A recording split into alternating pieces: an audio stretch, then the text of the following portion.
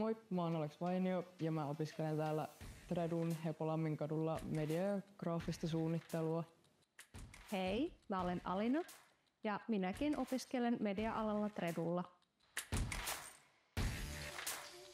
Mun mielestä ehkä parasta tähän mennessä tässä koulussa on ollut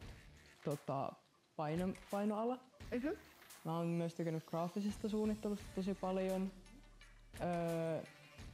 Ja oon huomannut, että mä tykkään itse asiassa siitä, että on kuvattavana.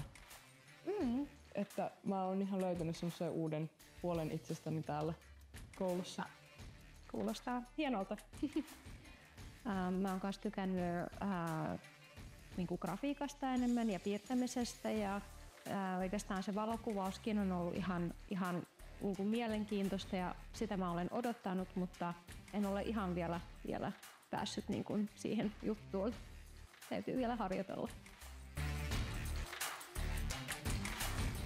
Sellainen, minkä mä oon oppinut täällä, on ollut ihan se, että pidetään niistä deadlineista kiinni. Et on oppinut ottaa semmoista vastuuta omasta koulutuksesta. Myös se, että osaa puhua tiimissä niin kuin monille ihmisille ja kommunikoimaan. Ja myös ihan vaan se, että on oppinut sen, että virheitä tulee ja niistä oppii. Täällä on niin paljon oppimista, että se on oikeasti tosi mielenkiintoista.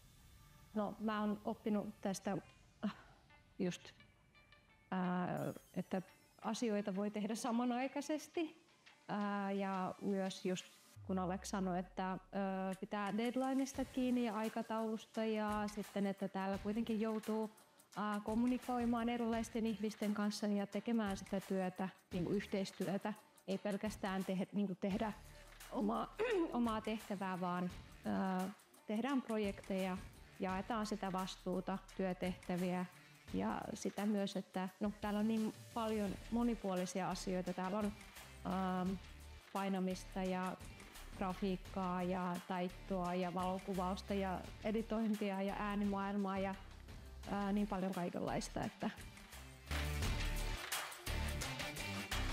no, jos tykkäät taiteesta, tykkäät valokuvauksesta, tykkäät katsella erilaisia videoita ja mietit, että miten nämä on tehty ja minäkin haluaisin ehkä päästä oppimaan tekemään tämmöisiä hienoja teoksia, niin sitten tänne vaan opiskelemaan.